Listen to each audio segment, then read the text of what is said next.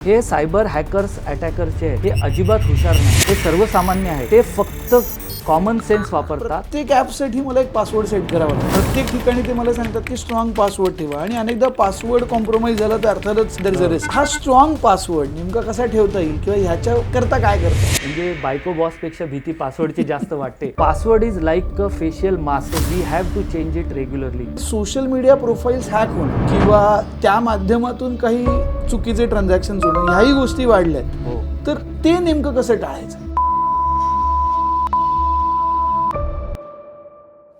नमस्कार. वेद भेटच्या आजच्या एपिसोडमध्ये मी सौरभ तुम्हा सगळ्यांचं मनापासून स्वागत करतो. कसं आहे ना मंडळी, हल्ली आपण कुठेही बाहेर पडलो किंवा कुठलीही वस्तू विकत घ्यायची असेल तरी खिशात नोटा म्हणजे कागदी पैसे नसले तरी सुद्धा चालून जातं, नाही का? कारण आपल्या प्रत्येकाच्या खिशात एक स्मार्टफोन असतो. त्या स्मार्टफोनमध्ये एक UPI पेमेंटचं ॲप असतं. त्याचा स्कॅनर वापरून आपण कुठलंही ट्रान्झॅक्शन सहज अगदी काही सेकंदात करू शकतो.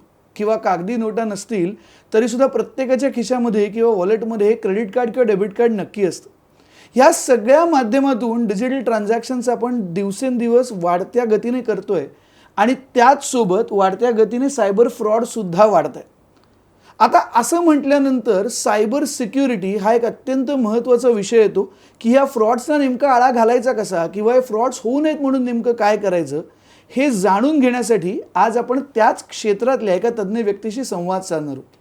मुळात पैसे किंवा आर्थिक व्यवहार म्हटल्यानंतर आपला विश्वास असतो तो बँकांवरती आणि त्याच बँकेमध्ये आर्थिक व्यवहाराला विश्वास देणारी बँक म्हणून ज्या बँकेची ख्याती आहे ती डोंबिवली नागरी सहकारी बँक आणि त्याचेच संचालक असणारे आणि सायबर सिक्युरिटी या क्षेत्रातले तज्ज्ञ असणारे श्रीयुत योगेश वाळुंजकर आज आपल्यासोबत आहेत. योगेशजी, तुमचं मनापासून स्वागत. नमस्कार. डोंबिवली नागरी सहकारी बँक ही खरंच मी म्हटलं तसं की आर्थिक व्यवहाराला विश्वास देणारी बँक आणि त्याच विश्वासाने खरं तर सगळे तुमच्याकडे येतात, म्हणजे बँकेकडे येतात आणि आपली ठेव त्या बँकेत ठेवत असतात. आणि तुमचीच बँक असेल किंवा कुठलीही बँक असेल, आज सहज सोप्या पद्धतीने मी म्हटलं तसं की आपण डिजिटल ट्रान्झॅक्शन्स करतोय आणि त्याचसोबत डिजिटल फ्रॉड्स किंवा सायबर फ्रॉडसुद्धा तितक्याच पद्धतीने वाढत आहेत. तर ह्याचं नेमकं कारण काय? विशेषतः कोविड नंतर कोविडचे जे लिमिटेशन्स होते त्यामुळे डिजिटल ट्रान्झॅक्शन्स अपरिहार्यपणे वाढले. ते इतके वाढलेत की आत्ता जर लेटेस्ट डेटा आपण घेतला तर जानेवारीमध्ये फक्त UPI ट्रान्झॅक्शन आपल्या फक्त एका देशात 2100 कोटी ट्रान्झॅक्शन्स झालेत. बरं. आपल्याला कोणालाही UPI ट्रान्झॅक्शन कसं करायचं फारसं शिकवायला लागलं नाही. त्याला कोणतीही एज्युकेशनल एलिजिबिलिटी नाही, कोणताही मापदंड नाही. Anybody can do anywhere at any time, he just need a smartphone.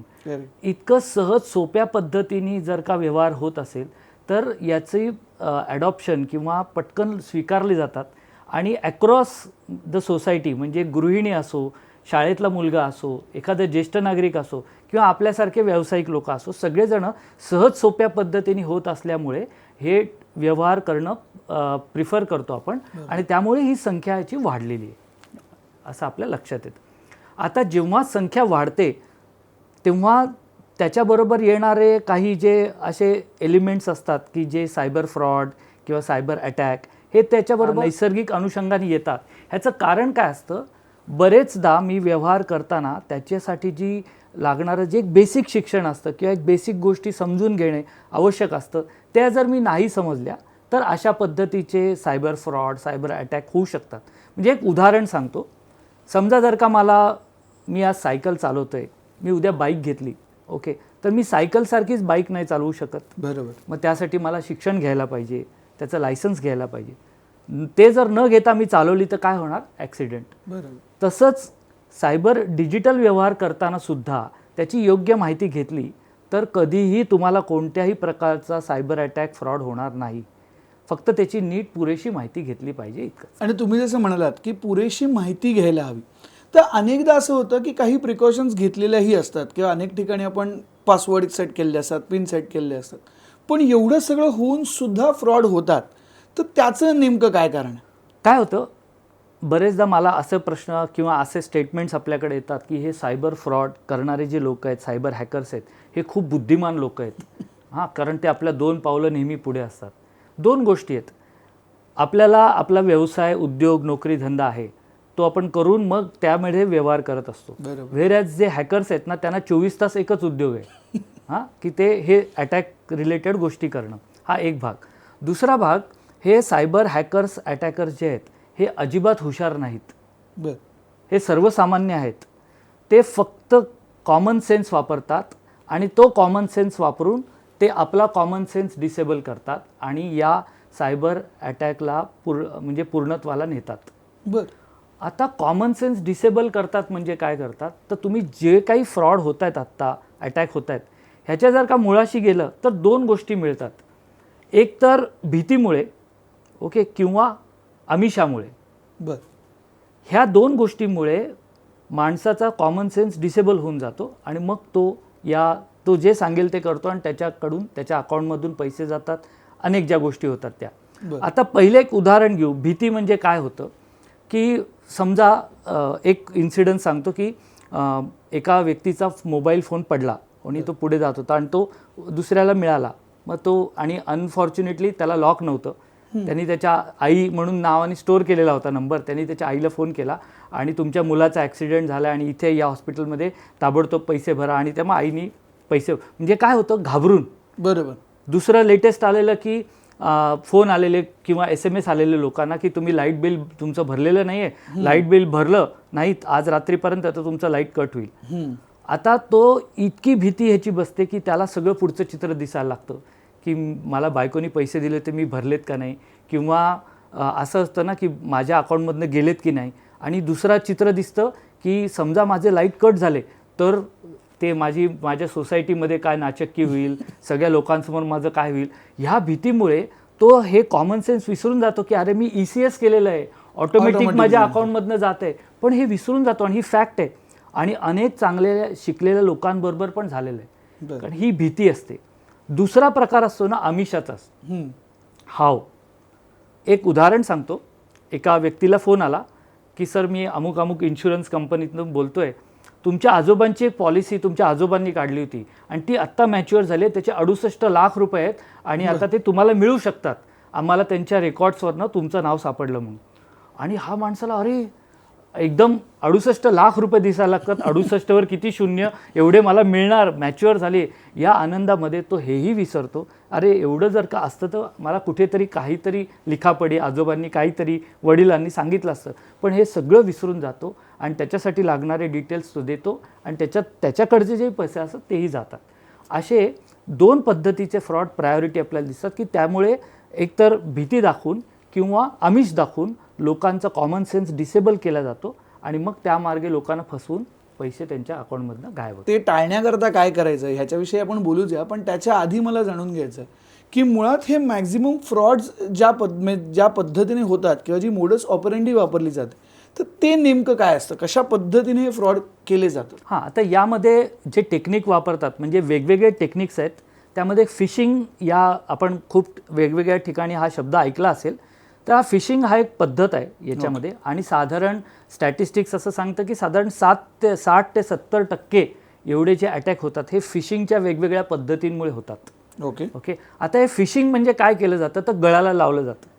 आता जसं आपण फिशिंग मासेमारी करतो गळाला लावलं जातं, तसं मी जसं मगाशी म्हटलं की आमिष किंवा भीती दाखवून लोकांना गळाला दाखवलं जातं, लोकांना भरीस पडलं जातं, लोकांना फसवलं जातं. हा फिशिंगचा पद्धत आणि त्याच्यामध्ये वेगवेगळे टेक्निक्स वापरले जातात. जसं आता म्हणतात बघा स्मिशिंग, विशिंग. आता स्मिशिंग म्हणजे काय तर SMS येतो, फसवा SMS येतो, जसं तुमचं लाईट बिल भरलेलं नाहीये वगैरे वगैरे. विशिंग म्हणजे तुम्हाला व्हॉइस कॉल येतो, ओके, त्याला विशिंग असं म्हणतात. तर ह्या पद्धतीने सायबर अटॅक केले जातात. आत्ताच्या लेटेस्ट ह्याच्यामध्ये म्हणजे जसं आपण वेगवेगळ्या ह्याच्यावरती उपाययोजना करतोय तसं हॅकर्स पण वेगवेगळे तंत्र तयार करतायत. त्याच्यामध्ये लेटेस्ट जे आले ते डिजिटल अरेस्ट हा जो प्रकार आहे, की ज्यामुळे आता डिजिटल अरेस्ट हा कन्सेप्ट मुळात अस्तित्वात नाही आहे. हे वारंवार पोलिसांनी, CIDनी, EDनी जेवढ्या यंत्रणा आहेत सर्वांनी सांगितलं आहे, ओरडून सांगितलं आहे, RBIनी पण सांगितलं आहे. तरीसुद्धा डिजिटल अरेस्टच्या महिन्याला काही केसेस अजून प्रत्येक पोलीस स्टेशनला रेकॉर्ड होतात. करेक्ट. मला तेही विचारायचंच होतं की डिजिटल अरेस्ट जेव्हा आपण म्हणतो तेव्हा नेमकं काय घडतं आणि त्यापासून कसं ते टाळायला हवं. आता जसा शब्द आहे ना डिजिटल अरेस्ट, ओके. आता अरेस्ट म्हणजे आपल्याला माहिती आहे कसं करतात, ते येतात हातकड्या घालत घेऊन जातात. हे फक्त डिजिटली होतं. बरं. आता डिजिटली काय होतं, म्हणजे एक घडलेला अनुभव सांगतो की एका व्यक्तीला फोन आला की तुम्ही हे जे कुरिअर तुम्ही केलं होतं, या कुरिअरमध्ये ड्रग्ज मिळालेत. बरं. आता ड्रग्ज म्हटल्यावर परत त्या पॉईंटला जाऊ आपण, भीती निर्माण होते आणि तो कॉमन सेन्स डिसेबल होतो. अरे त्याला कसं कळलं असेल की माझ्या याच्यात ड्रग्ज आहे, पण हे विसरून जातो. मी ईडीमधून बोलतोय, तुमचं हे कुरिअर आहे, ह्याच्यामध्ये ड्रग्ज सापडलेले आहेत आणि आता आम्ही तुम्हाला अरेस्ट करतोय. आमचे पुढच्या 15 मिनिटात तुमच्याकडे ऑफिसर्स येतील आणि तुम्हाला अरेस्ट करतील. तो एकदम घाबरून जातो. सर मी असं काही केलेलंच नाही आहे. नाही, तुमचं रेकॉर्ड आम्हाला सांगतंय की तुम्ही एक प्रतिष्ठित व्यक्ती आहात. हो सर, मी खूप प्रतिष्ठित व्यक्ती आहे, माझी इकडे असं आहे, माझं हे क्वालिफिकेशन आहे, मी आजपर्यंत कुणाचं असं काही कधी केलेलं नाही, मी स्वतः बघितलेलं पण नाही ड्रग्ज म्हणजे काय, असं सगळं तो सांगतो. तर ठीक आहे, तो एक सहानुभूती निर्माण करतो. म्हणतो ठीक आहे, तुम्ही एवढं सगळं सांगताय म्हणून मी एक कन्सिडर करतो की मी तुम्हाला आमच्या ऑब्झर्वेशनखाली ठेवतो. तुम्ही घरातच राहा, तुमचा कॅमेरा ऑन करा, स्मार्टफोनचा कॅमेरा ऑन करा किंवा एखादं व्हिडिओ कॉन्फरन्सिंग सॉफ्टवेअर असेल, स्काईप असेल, टीम्स असेल, तर त्याच्यावरती लॉग इन करायला सांगतात आणि तुम्ही कंटिन्युअस कॅमेरा ऑन ठेवा. तुम्ही घरातनं कुठेही जायचं नाही. You are under arrest. एक तुमच्यावरती मेहरबानी म्हणून आम्ही तुम्हाला डिजिटली अरेस्ट करतोय. तो कुठेतरी माणूस सुखावतो की किमान माझी 4 चौघात नाचक्की होणार नाही, पोलीस माझ्या दारात येणार नाहीत. काय असतं, आपण मध्यमवर्गीय माणसं आपण या गोष्टींना खूप जपतो. बरोबर. त्याच्यापासून मला सुटका मिळते, मग मी एक कम्फर्टमध्ये जातो. ठीक आहे बाबा, तो कॅमेरा ऑन राहू देत. आणि लोक 2-2, 3-3, 8-8 दिवस असे राहिलेले आहेत आणि ते करत असताना ते व्यवहार करतात, रोजच्या रोज पैसे पाठवतात. अशा पद्धतीचा हा डिजिटल अरेस्ट आहे. हा फक्त घरापर्यंत सीमित राहत नाही, तर तो बँकेमध्ये सुद्धा येतो. तो फोन चालू असतो, कारण पैसे लिमिटेड असतात. बरोबर. ओके, एका अकाउंटमध्ये लिमिटेड पैसे असतात, मग उरलेले बँकेतनं घ्यायचे किंवा दागिने घ्यायचे, सर्व प्रकारच्या पद्धतीने हे केलं जातं. तर तो पुढचे कॅश घेण्यासाठी बँकेत येतो, फोन चालू आहे आणि तो पैसे विड्रॉ करतो आणि मग तो जो त्याचा तिथे ठेवून द्या, मग त्यांचा माणूस येऊन घेऊन जातो. म्हणून या पद्धतीचे डिजिटल अरेस्ट होत आहेत. हा आमच्या एक बँकेतच घडलेला किस्सा एका ब्रँचमध्ये, आणि तेव्हापासून आम्ही इन्स्ट्रक्शन दिल्यात. त्या मुलीचं सावधानता होती की तिच्या लक्षात आलं की हा माणूस घाबरलेला आहे, फोनवरती बोलतोय, आणि त्यांना थांबवलं, परावृत्त केलं. आणि तेव्हापासून आम्ही असं सर्व आमच्या ब्रँचेसमध्ये इन्स्ट्रक्शन दिल्यात की जर का कोणी मोबाईलवरती बोलत असेल आणि विड्रॉ करायला आलं तर त्याला सांगा की 1 मिनिटं फोन कट करा म्हणून. मग आपल्याला लगेच चेक करता येतो. म्हणजे बँक म्हणून आपल्यालाही अशा पद्धतीने सपोर्ट करायला पाहिजे. असं बाय अँड लार्ज अशा पद्धतीचे डिजिटल अरेस्ट हे एक नवीन तंत्र आपल्याला समोर आलेलं मिळते की ज्यामुळे लोक घाबरत आहेत. आणि बऱ्याच वेळेला एक कॉमन गोष्ट ऐकली जाते म्हणजे सायबर फ्रॉडच्या माध्यमातून की तुम्हाला एक फोन येतो आणि ते तुम्हाला सांगतात तुमच्याकडे एक OTP आला असेल, तो OTP आम्हाला द्या, आणि आपण तो OTP बऱ्याच वेळेला विश्वास ठेवून देतो आणि अर्थातच त्याच्यानंतर तुमच्या अकाउंटमधले पैसे गायब झालेले असतात किंवा तुमच्या क्रेडिट कार्डवरती, डेबिट कार्डवरती ट्रान्झॅक्शन झालेले दिसतात. तर हे नेमकं काय असतं की OTPच्या माध्यमातून कसं होतं आणि ते जर का टाळायचं असेल तर काय करायला हवं? बरेचदा अशा तक्रारी येतात म्हणजे बँकेमध्ये आणि पर्सनली माझ्याकडे पण, की काही न करता माझ्या अकाउंटमधनं पैसे गेले. असं होऊ शकत नाही. काही ना काहीतरी केल्याशिवाय असं कुठलाही जादूटोणा होत नाही. हां, काय होतं, लोक सत्य सांगायला घाबरतात, बरोबर, सत्य सांगत नाहीत आणि मग ते ॲझ्युम करतात की तुम्ही बँकेने ह्याचं संपूर्ण जबाबदारी घ्यावी. पण अशी कुठलीही गोष्ट तुम्ही दिल्याशिवाय, तुम्ही त्याच्यात पार्टिसिपेट असल्याशिवाय होत नाही. म्हणजे मी कायम एक उदाहरण सांगतो की बरेचदा लोक म्हणतात ना की बँकेने सिक्युरिटी ठेवायला पाहिजे. की समजा तुमचा एखादा बंगला आहे, बंगल्याला चारी बाजूनी फेन्सिंग आहे, मोठं उंच फेन्सिंग आहे, सगळीकडे CCTV लावलेले आहेत, सेफ्टी डोअर आहे, ओके, गार्ड आहे, कुत्रा आहे, एवढे सगळे सिक्युरिटी आहेत. मी त्यांना प्रश्न विचारतो, एवढं सगळं असताना कॅन यू गॅरंटी मी की तुमच्या घरी कधीच चोरी होणार नाही? तर तो म्हणाला नाही, असं नाही होऊ शकत. मग का होऊ शकतं, चोरी का होऊ शकत नाही, काही ना काहीतरी. म्हटलं सिमिलरली मी सगळ्या प्रिकॉशन्स घेऊनसुद्धा जर आतल्याच माणसाने OTP दिला तर माझी जी काही सुरक्षा यंत्रणा आहे ती सगळी कुचकामी ठरते. बरोबर. आणि हे OTP कधीही हॅकर घेऊ शकत नाही. OTP कधीही घेतला जात नाही. OTP हा कायम दिला जातो, तो शेअर होतो, म्हणूनच अकाउंटमधून पैसे जातात. बरोबर. त्यामुळे OTPच्या संदर्भात ही आपण लक्षात ठेवली पाहिजे. कोणतीही बँक किंवा कोणतीही फायनान्शियल इन्स्टिट्यूट, कोणताही रेग्युलेटर तुम्हाला कधीही OTP कोणत्याही कारणासाठी मागत नाही. हे एकदा आपण कायमस्वरूपी आपण समजलं पाहिजे, आपल्या घरच्यांना सांगितलं पाहिजे, विशेषतः घरातले ज्येष्ठ नागरिक असतील किंवा गृहिणी असतील त्यांना याबाबत आपण संज्ञान करायला पाहिजे की OTP कधीही द्यायचा नाही. तो आपल्यासाठी आहे आणि तो एक वन टाईम पासवर्ड आहे आणि ही एक सुरक्षा प्रणाली आहे, आपल्याला सुरक्षा देण्यासाठी आहे. बरोबर. जगातल्या फार कमी देशांमध्ये OTP नावाचं पद्धती विकसित केली आहे आणि आता आपण त्याच्या एक पाऊल पुढे जातोय. आता कारण बरेच फ्रॉड OTP रिलेटेड होत आहेत, खरं. म्हणून आता अशा पद्धतीने केलं की मला ऑफलाईन OTP मिळेल पुढच्या काळांमध्ये, बरं. की जर मला येणारच नाही तो मला माझ्या मोबाईलमधूनच जनरेट करता येईल, बरं. जेणेकरून हे OTP बेस्ड जे इन्सिडन्सेस आहेत ते मिनिमाइज करता येतील. अशा पद्धतीने आपण त्याच्यावर काम करतो. आणि आता तुम्ही जसं म्हणालात की आपल्या देशामध्ये ती प्रणाली आहे की जिथे आपल्याकडे OTP येतो किंवा काही सिक्युरिटी लेयर्स आहेत. सो 2 फॅक्टर ऑथेंटिकेशन हा एक खूप सहज सोपी वापरली जाणारी टर्मिनॉलॉजी आहे. पण अनेक देशांमध्ये म्हणजे अनेक विकसित देशांमध्येही 2 फॅक्टर ऑथेंटिकेशन वापरलं जातं असं नाही. तर त्या प्रणालीविषयी सांगा ना की ती नेमकी कशा पद्धतीने आपल्या देशामध्ये विशेषतः आपण ती विकसित केलेली आहे किंवा आपण ती लागू केलेली आहे. 2 फॅक्टर ऑथेंटिकेशन म्हणजे काय? पहिला ऑथेंटिकेशन माझं कुठे होतं? युजर ID आणि पासवर्ड. आणि माझं दुसरं ऑथेंटिकेशन होतं ते OTP वरती होतं किंवा बायोमेट्रिकवरती होतं. तर 2 फॅक्टर ऑथेंटिकेशनसाठी वेगवेगळ्या पद्धती वापरल्या जातात. त्यामध्ये पहिली आहे ती OTP आहे, दुसरं आहे ते बायोमेट्रिक ऑथेंटिकेशन की तुम्ही थंब इम्प्रेशन वापरून तुमचं व्हॅलिडिटी चेक केली जाते किंवा तुमची आयडेंटिटी व्हेरीफाय केली जाते. पुढच्या काळामध्ये तुम्हाला दिसेल की रॅटिना, आय रॅटिना हे पण वापरलं जाईल, फेशियल रिकग्निशन हे पण वापरलं जाईल. जसं जसं AI याच्यामध्ये पुढे चाललं आहे, ओके, की तुमच्या फेशियल रिकग्निशनमध्ये AIचे जे धोके आहेत त्याला काउंटर करण्यासाठी आपण वेगवेगळी तंत्र आपणही विकसित करतोय की रॅटिना असेल, बायोमेट्रिक असेल किंवा ऑफलाईन OTP असेल, जेणेकरून आपण या सगळ्या गोष्टींना तेवढाच आळा घालू शकतो. मग जेव्हा एखादं ट्रान्झॅक्शन करायचं असेल, कुठलंही ॲप असेल, त्याच्यावरती एक तुम्हाला पासवर्ड ठेवावा लागतो. आणि आज असं होतं की एकच पासवर्ड किंवा एकच ॲप असं नाही आहे माझ्याकडे. अनेक बँकांमध्ये माझे अकाउंट्स आहेत, अनेक वेगवेगळी UPI ॲप्स असतात. ॲट द सेम टाईम कदाचित मी फिनान्शियल ट्रेडिंग किंवा शेअर मार्केटमध्ये काही करत असेल तर त्याची काही वेगळी ॲप्स असतात. प्रत्येक गोष्टीसाठी आज एक ॲप आहे आणि त्यामुळे आज प्रत्येक ॲपसाठी मला एक पासवर्ड सेट करावा लागतो. प्रत्येक ठिकाणी ते मला सांगतात की स्ट्रॉंग पासवर्ड ठेवा आणि अनेकदा पासवर्ड कॉम्प्रोमाइज झाला तर अर्थातच देर इज अ रिस्क. बरोबर.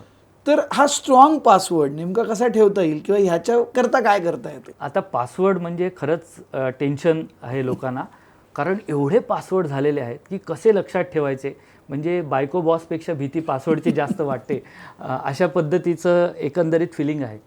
आणि स्ट्रॉंग पासवर्ड कसा ठेवायचा, म्हणजे तुम्ही जर का गुगल केलं ना की तुमचा पासवर्ड कसा आहे आणि तो किती वेळात हॅक केला जातो याचं एक टेबल आहे गुगल, की तुमचं जर का पासवर्ड 10 अंकी असेल किंवा 10 डिजिट्स असतील तर तो किती वेळात हॅक केला जाऊ शकतो, असं टेबल आहे गुगलवरती उपलब्ध आहे. आणि म्हणून आपण पासवर्ड स्ट्रॉंग केला पाहिजे. आता स्ट्रॉंग पासवर्ड म्हणजे आपल्या सर्वांना माहिती आहे की त्याच्यामध्ये शब्द असला पाहिजे, त्याच्यामध्ये अंक असले, डिजिट्स असले पाहिजेत, त्याच्यामध्ये सिम्बॉल असले पाहिजेत. पण मी नेहमी म्हणतो आता हे तिन्ही असले म्हणजे स्ट्रॉंग असेल का, तर हो, पण त्याहीपेक्षा एक पाऊल पुढे जाऊन विचार केला की त्याच्यातला जो शब्द आहे ना, हा शब्द आम्ही आमच्या इथला लोकल शब्द वापरला, म्हणजे वडापाव, थालपीठ. आता थोडंसं हसावंसं वाटेल आपल्याला, पण हा शब्द समोरच्या जे नॉन मराठी लोक आहेत ना त्यांना त्यांच्या पचनीच नसतो, त्यांच्या शब्दकोशात नसतोच. म्हणजे मी तेवढे जे नॉन मराठी हॅकर्स आहेत ना ते मी माझ्या पासवर्डपासून लांब ठेवतो. बरोबर. असे भरपूर मराठी शब्द आहेत आणि खरं तुमचं मराठी शब्दकोश पूर्ण तुम्ही याच्यामध्ये वापरा आणि त्यामुळे आपला पासवर्ड स्ट्रॉंग करू शकतो. आणि आपण आपली एक पासवर्ड पॉलिसी बनवली पाहिजे की कुठल्या ह्याला मी कुठल्या पद्धतीचा पासवर्ड वापरेल. एकदा आपण नक्की केलं तर मला वाटतं आपण याच्यातून चांगल्या पद्धतीने व्यवहार करू शकतो. एक गोष्ट मात्र नक्की लक्षात ठेवली पाहिजे, password is like a facial mask, so we have to change it regularly. जसं आपण कोरोनामध्ये किंवा इव्हन आत्ता पण 2-3 दिवसांनी किंवा एखाद दिवसातच मास्क चेंज करतो, बरोबर. तसं पासवर्ड अगदी रोज नाही पण किमान 60 ते 90 दिवसांनी, डिपेंडिंग ऑन कोणते सेन्सिटिव्ह पासवर्ड आहेत, किमान तेवढ्या वेळात तुम्ही पासवर्ड तुमचे चेंज केलेच पाहिजेत. आणि आता स्ट्रॉंग पासवर्ड विषयी तुम्ही सांगत होतात. अनेकदा असं म्हटलं जातं की काही याच्यावरती डार्क वेबवरती म्हणा किंवा अनेकदा काही हॅकर्समधून सगळे तुमचे पासवर्ड लीक झाले किंवा पासवर्ड हॅक झाले, तर ते नेमकं कितपत खरं असतं आणि खरंच असे पासवर्ड मिळतात का? याच्यात बऱ्याच अंशी सत्य आहे किंवा तथ्य आहे आपण असं म्हणू शकतो. कारण बरेचदा मी जरी पासवर्ड माझा खूप स्ट्रॉंग वगैरे केला असला तरी ज्या ठिकाणी स्टोअर होतो ती सिस्टीम सिक्युअर्ड आहे का, ती जर का नसेल तर बऱ्याच ठिकाणून ते पासवर्ड लीक होतात. इंटेन्शनली अनइंटेन्शनली ते पासवर्ड लीक होतात. सो बाय अँड लार्ज असं आपण म्हणू शकतो की हे खरं आहे की बरेच पासवर्ड हे ऑलरेडी लीक झालेले आहेत, म्हणून पासवर्ड चेंज करायचे. बरं. कारण चेंज करत आपण राहिलो ना तर by the time they get leak तोपर्यंत आपला नवीन पासवर्ड येऊ शकतो आणि तो पासवर्ड मग इरिलेव्हंट होतो आणि म्हणून पासवर्ड चेंज करा. पण बाय अँड लार्ज आपला बराच डेटा हा ऑलरेडी सगळीकडे गेलेला आहे. बरं. हां, ह्याबद्दल आपण अगदी खात्री बाळगावी. पण मग अशा वेळेला डिजिटल बँकिंग किंवा डिजिटल ट्रान्झॅक्शन्स करत असताना एक कन्झ्युमर म्हणून, एक कस्टमर म्हणून नेमकी काय काळजी घ्यायला हवी? अगदी खूप चांगला प्रश्न आहे, कारण आपण सर्वजण ते व्यवहार करतोय. विशेषतः जर आपण आता मेजॉरिटी आपण सगळे UPI वरतीच व्यवहार करतो. बरोबर. त्यामध्ये UPI लाईट सारखं एक ॲप आलेलं आहे की ज्याला OTP लागत नाही आणि 2000 पर्यंत आपण ते लिमिट करू शकतो.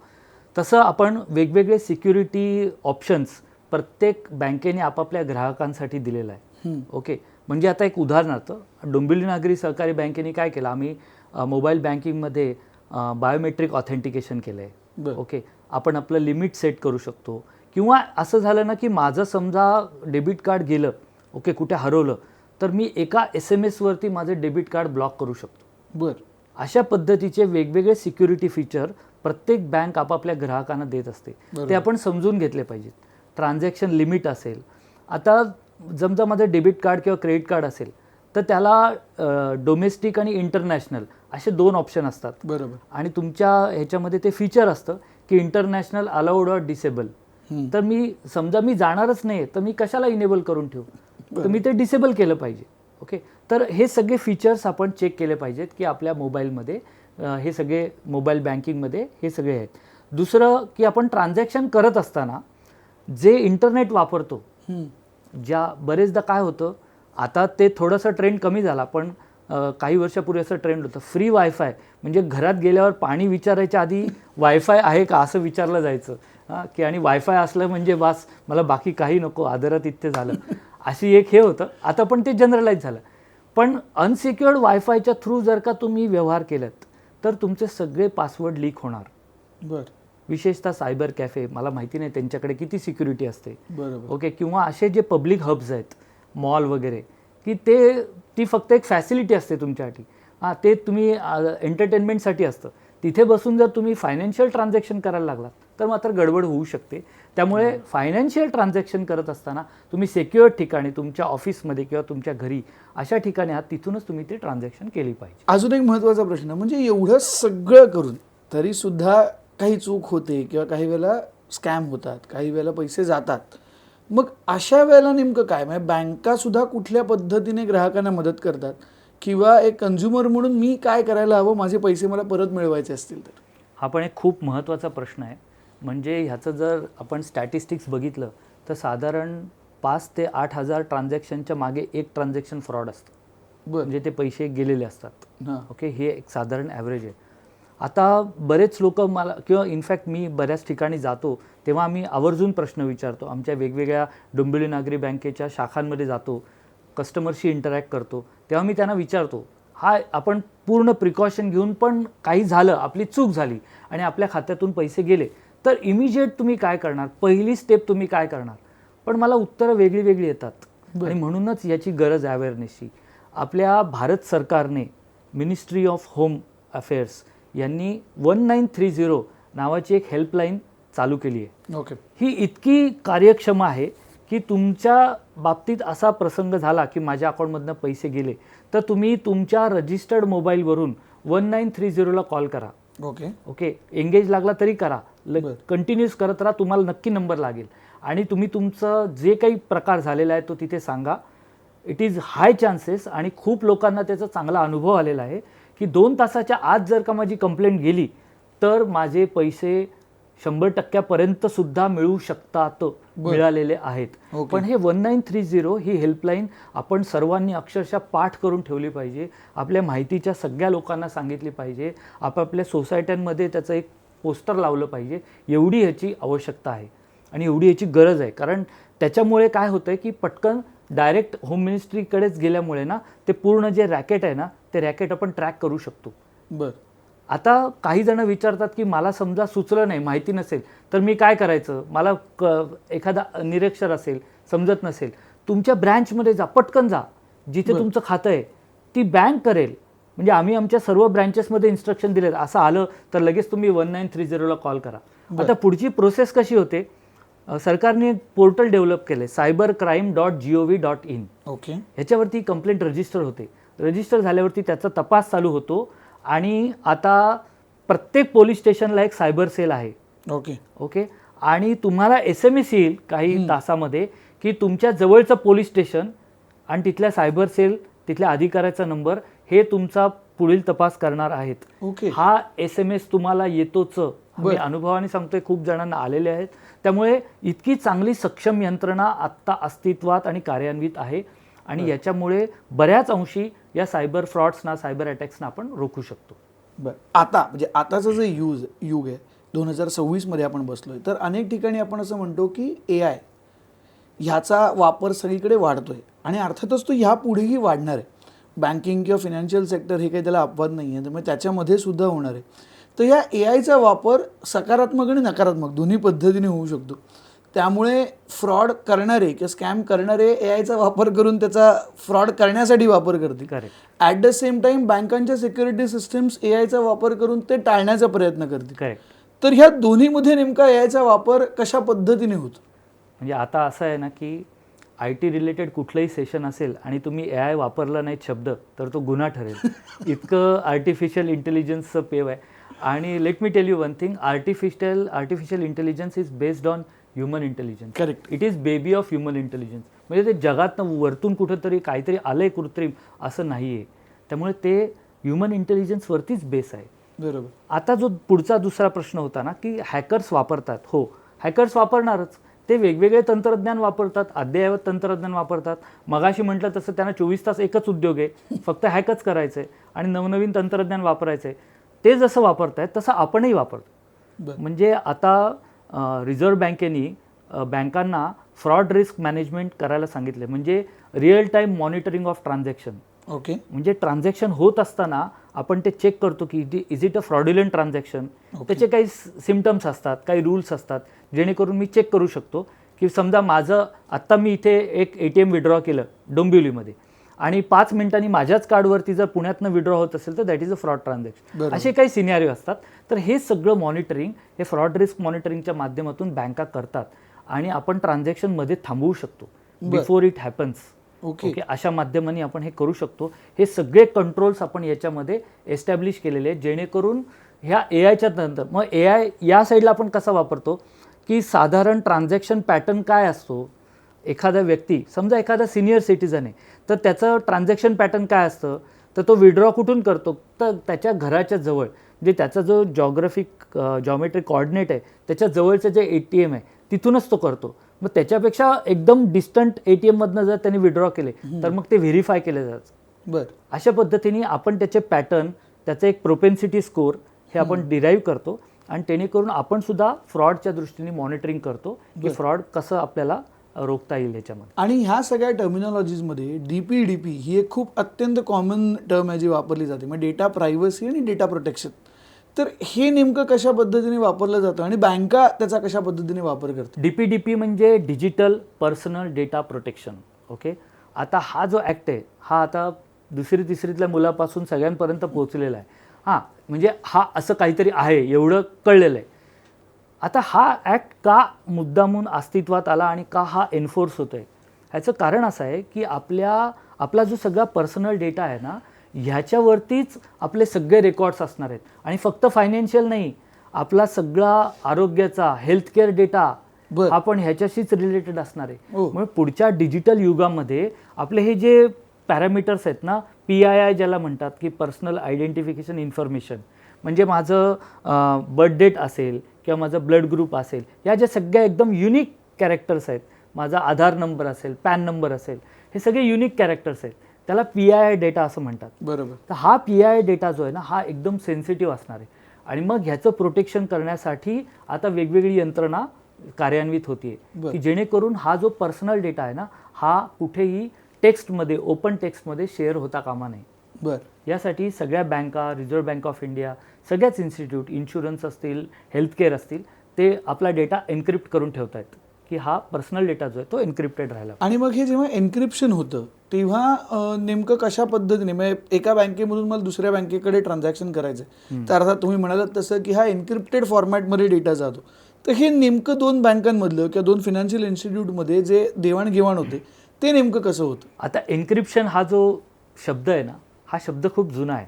म्हणजे जरी इंग्लिशमध्ये असला तरी म्हणजे अगदी आपण इतिहासात जर का गेलो तर शिवाजी महाराजांच्या काळात सुद्धा आपल्याला असे अनेक दाखले सापडतात की पत्र जे आलेलं आहे बहिर्जी नायकांकडनं राजांकडे किंवा बहिर्जी नायकांकडनं हंबीरराव मोहितेंना आपण पिक्चरमध्ये बघितलेत की ते कोडेड लँग्वेज असते. बरोबर. हा म्हणजे एक मोठं पूर्ण काव्य आहे आणि त्या काव्याचे सगळे पहिले शब्द आहेत तो संदेश आहे. बरोबर. ओके, तर असं प्रकारचं कुठल्या तरी कोड करून मी माझा डायरेक्ट टेक्स्ट न पाठवता तो याचं काहीतरी समजा ए असेल तर तिथे 1 पाठवा, बी असेल तर 5 पाठवा, असं एक टेबल असतं. ओके, आणि अशा पद्धतीने तो कोड करून एन्क्रिप्ट करून पाठवला जातो आणि विरुद्ध बाजूला ते टेबलनुसार तो परत डिक्रिप्ट केला जातो. बरं. आणि हे अशा पद्धतीने संदेशाची देवाणघेवाण होते. आणि आत्तापर्यंत आपण फिनान्शियल लॉसेस विषयी बोलवतो, सायबर सिक्युरिटीमध्ये किंवा सायबर हॅक्समध्ये फिनान्शियल लॉसेसबद्दल आपण बोललो. हो. पण अनेकदा फक्त फिनान्शियल नाही तर नॉन फिनान्शियल लॉसेस किंवा नॉन फिनान्शियल गोष्टी सुद्धा होतात. बरोबर. म्हणजे स्पेसिफिकली सोशल मीडिया किंवा आमच्याविषयी बोलायचं झालं तर एक कलाकार म्हणून जेव्हा मी काम करत असतो तेव्हा हल्लीच्या काळामध्ये सोशल मीडिया अकाउंट असणं किंवा ते ॲक्टिव्ह असणं हीच खरं तर एक ओळख झालेली आहे. बरोबर. म्हणजे आज तुम्ही किती चांगलं काम करताय ह्यापेक्षा सोशल मीडियावर तुमचे किती फॉलोअर्स आहेत बरोबर, यावरून तुमची लोकप्रियता ठरवली जाते. पण मग अशा वेळेला ते सोशल मीडिया प्रोफाईल्स हॅक होणं किंवा त्या माध्यमातून काही चुकीचे ट्रान्झॅक्शन्स होणं ह्याही गोष्टी वाढल्यात. हो. तर ते नेमकं कसं टाळायचं? इनफॅक्ट तुम्ही खूप चांगला प्रश्न विचारलात. कारण फायनान्शियल लॉस जो आहे ना तो एक वेळ माणूस भरून काढू शकतो, पण हे नॉन फायनान्शियल लॉस जे आहेत ना हे ॲक्च्युली मी असं बघितलं आहे, काही उदाहरणं सांगेन मी, की अक्षरशः आयुष्य उद्ध्वस्त झाली आहेत किंवा संसार उद्ध्वस्त झाले किंवा त्या माणसांनी सुसाईड केलेलं आहे. बरं.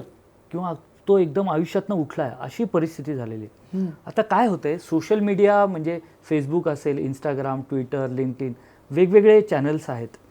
ह्याच्यावरती आपण प्रोफाईल केलेत क्रिएट. ओके, आणि लोकांनी अक्षरशः इतक्या श्रद्धेने ते प्रोफाईल बनवलेत ना की माझी जन्मतारीख, माझी प्रायमरी स्कूल, सेकंडरी स्कूल, माझं कॉलेज, मी कुठे जॉब करतो, मी समजा 5 जॉब केले असतील तर त्या 5ही कंपन्यांची नावं, तिथे माझ्या काय काय पोस्ट होत्या, सगळा डेटा फेसबुकनी मागितलेला नाही तरीसुद्धा मी जबरदस्तीने मी टाकलेला आहे. बरोबर. अर्थात याचे काही फायदेही झालेत, त्याच्यामुळे खूप रियुनियन सक्सेसफुल झालेली आहेत. पण आता ती झाली आहेत रियुनियन. मला सगळ्यांना सुचवायचं हेच आहे की जरा जाऊन तुमचं अकाउंट चेक करा. हा डेटा गरजेचा नाही आहे, तुमची बर्थ डेट आवश्यक नाही आहे. बरोबर. असं मी जेव्हा एकदा अशाच पब्लिक मिटिंगमध्ये सांगितलं तेव्हा एक ऑब्जेक्शन आलं की आम्ही हे सगळं करतो, आम्हाला बड्डे विश पाहिजे. जसं तुम्ही म्हटलं ना फॉलोअर्स, तसं मला बड्डेला किती लाईक्स येतात आणि किती कमेंट्स येतात हा एक प्रतिष्ठेचा विषय आहे. बरोबर. बरोबर. तर मग मी बड्डे तिथे पाहिजेच आहे. तर मी त्यांना म्हटलं हरकत नाही, तुम्हाला पाहिजे ना तर नोटिफिकेशन सगळ्यांना गेलं पाहिजे ना, तर तुमच्या बड्डेच्या 1-2 दिवस आधी तुम्ही ते ऑन करा. तिथे लॉक आणि अनलॉकची फॅसिलिटी आहे. प्रत्येक तुमच्या पॅरामीटरच्या पुढे जर तुम्ही बघितलं तर एक कुलपाचं चिन्ह असतं, ते क्लिक केलं की लॉक होतं, परत क्लिक केलं की अनलॉक होतं. 1 दिवस ठेवा तुम्ही आणि वाढदिवस झाला की परत लॉक करून ठेवा. बरोबर. अशा पद्धतीने असे काहीतरी तुम्हीच मार्ग निवडा की जेणेकरून तुम्हाला तुमचा डेटा जो आहे तो प्रोटेक्टेड ठेवता येईल. तुमच्या प्रोफाईलवरचे बड्डेचे मेसेज आहेत ना ते डिलीट करून टाका 2-4 दिवसानंतर. कारण तुम्ही जर डेट जरी लॉक केली पण दिसतं ना कुठल्या तारखेला तारखेला केलेलं आहे. खूप सोपं असतं हॅकरला. आणि हे आपले की पॅरामीटर्स आहेत. त्याचबरोबर अजून एक मोठा या रिलेटेड स्कॅम असं नाही म्हणता येणार, पण क्रॉस जेंडरच्या अननोन फ्रेंड रिक्वेस्ट घेणं आणि त्यामुळे उद्भवणारे वेगवेगळे भयानक प्रसंग हा सुद्धा एक आता गंभीर विषय झालेला आहे. बरोबर. थोडंसं स्पष्ट सांगायचं तर विशेषतः पुरुषांच्या बाबतीत इररिस्पेक्टिव्ह ऑफ एज काही ज्येष्ठ नागरिक पण ह्याच्यात अडकलेले आहेत. मला एका मुलीची, स्त्रीची, महिलेची फ्रेंड रिक्वेस्ट आल्यानंतर अचानक मला जे काही हे होतं एक नॅचरल म्हणू शकतो आपण, पण आपल्याला ते कंट्रोल करायला पाहिजे आणि आपल्याला ते फ्रेंड रिक्वेस्ट जे ना ती डिलीटच केली पाहिजे. अनेकांनी या फ्रेंड रिक्वेस्ट इन्स्टंटली ॲक्सेप्ट केलेल्या आहेत. त्याच्यानंतर ओळख झाली, चॅटिंग झालं आणि त्याच्यानंतर वेगवेगळ्या भयानक प्रसंगांना त्यांना तोंड द्यायला लागले. म्हणजे आत्ताच याच्यातून एक लव जिहादची घटना समोर आलेली आहे की ते अशा पद्धतीने फ्रेंड रिक्वेस्ट आली आणि त्यानंतर त्यांनी पूर्ण मग लॉजवरती नेणं वगैरे त्या सगळ्या गोष्टी, फोटो काढणं, ब्लॅकमेलिंग करणं, हे सगळं आता या सोशल मीडियाच्या माध्यमातून पण होतं आहे. फक्त फिजिकल माध्यमातूनच होतं असं नाही. पूर्वी कॉलेजच्या बाहेर असायचे, हे आता अशाही माध्यमातून होतं आहे. विशेषतः ज्येष्ठ नागरिक. आता ज्येष्ठ नागरिक काय करतात, दिवसभर काही काम नसल्यामुळे त्यांच्याकडे रिकामा वेळ खूप आहे. मग काहीतरी सोशल मीडिया खूप चांगलं, ॲक्च्युली ते खूप चांगलं एंटरटेनमेंट टूल आहे, provided how you use it. खूप चांगला तुम्हाला वेगवेगळे रील्स बघायला मिळतात, डिटेल्स, काही टिप्स बघायला मिळतात. पण हे जर का आपण त्याचे बेसिक हायजीन जे आहे ना ते जर का फॉलो केलं तर आपल्याला सोशल मीडियासारखा आनंद देणारी दुसरं टूल नाही आहे. त्यामुळे त्याचा वापर करा, पण बेसिक त्याचे हायजीन पाळा. डेटा तुमचा खूप कंट्रोल ठेवा, अनावश्यक डेटा तिथून काढून टाका. दुसरं एक या अनुषंगाने आठवलं, आपण समजा कुठे ट्रिपला निघालो, विशेषतः एअरपोर्टला, तर तो सेल्फी काढणं हे पण एक शास्त्र आहे. हां, बिफोर आय चेक इन. आणि तो सेल्फी असा आहे की त्याचं टॉप पण आलं पाहिजे, ते दिसतं की मुंबई एअरपोर्ट आहे. हां, कारण त्याचं एक युनिक टॉप आहे. त्यामुळे अनेकांनी असं केलं आहे की मी गोव्याला चाललो आहे विथ फॅमिली, आणि तुम्ही पोलिसांना विचारा की अशा नंतर त्यांच्या घरी चोरी झालेली आहे. त्यामुळे तुम्ही टाकू नका. असं म्हटल्यावरती एका सेशनमध्ये असं एक झालं की तो म्हणाला का आम्हाला आवडतं ना की मी एवढा खर्च करून विथ फॅमिली विजा काढून मी तिकडे चाललोय, तर मला जायच्या आधीच लाईक मिळायला पाहिजेत. मी जोपर्यंत लँड होत नाही तोपर्यंत 100 लाईक तर आले पाहिजेत, 30-40 कमेंट आल्या पाहिजेत वगैरे वगैरे वगैरे. मी त्यांना म्हटलं ठीक आहे, तुम्हाला लाईक आणि कमेंटच पाहिजेत ना, तुम्ही आल्यावर टाका ना. आल्यावर सगळे फोटो टाका, काही प्रॉब्लेम नाही. तिकडचे पण सगळे फोटो टाका, काही होणार नाही. अशा पद्धतीने आपण त्याला उत्तर शोधलं पाहिजे. टूल आपल्या हातात आहे. बघा, आपण लहानपणी विज्ञान शाप की वरदान असं निबंध लिहित होतो की नाही, तसं आता सोशल मीडिया शाप की वरदान. सोशल मीडिया ही वरदानच आहे, पण आपण वापरतो कसं त्याच्यावरती ते अवलंबून आहे. बरोबर. आता आपण मगाचपासून ज्या ट्रान्झॅक्शन्स विषयी बोलतोय, तर UPI हे खूप मोठं माध्यम आहे हल्ली ट्रान्झॅक्शन करायचं. म्हणजे साधं 2 रुपयाचं एखादं चॉकलेट जरी विकत घ्यायचं असेल तरी हल्ली कोणी 2 रुपये काढून देत नाही. स्कॅनरवरनं आपण पटकन ट्रान्झॅक्शन करतो. आणि केवळ भारतात नाही, आता जागतिक स्तरावरती ते वापरलं जात आहे. म्हणजे फ्रान्समध्ये मला आयफेल टॉवरचं तिकीट काढायचं असेल तरी UPI वापरता येतं, सिंगापूरमध्ये वापरता येतं. अशा बऱ्याच महत्त्वाच्या देशांमध्ये UPI वापरलं जात आहे. त्यामुळे त्याची ॲक्सेप्टेबिलिटी वाढली, विश्वासार्हता वाढली. हळूहळू आपण कॅशलेस इकॉनॉमी किंवा डिजिटल इकॉनॉमीकडे वळतोय की काय असं वाटायला लागतं. पण त्याचसोबत त्याची रिस्कसुद्धा तेवढी वाढते. तर त्याविषयी तुमचं काय मत आहे? कुठलीही गोष्ट जेव्हा आपल्याकडे सुविधा म्हणून येते ना, फॅसिलिटी म्हणून येते, त्याच्याबरोबर रिस्क इज ऑलवेज म्हणजे एक इंटिग्रल पार्ट आहे त्याचा. ह्याचं कारण बोथ साइड्स ऑफ इट. ह्याचं कारण काय, the way you use it. Okay, if you use it with precautions, with all do's, जर तुम्ही वापरलं तर तुम्हाला काही रिस्क नाही. पण जर का तुम्ही थोडंसं त्याच्याबद्दल तुमचा अवेअरनेस नाही आहे, तुम्हाला नॉलेज नाही आहे आणि तुम्ही जस्ट वापरलं तर धोके पण आहेत.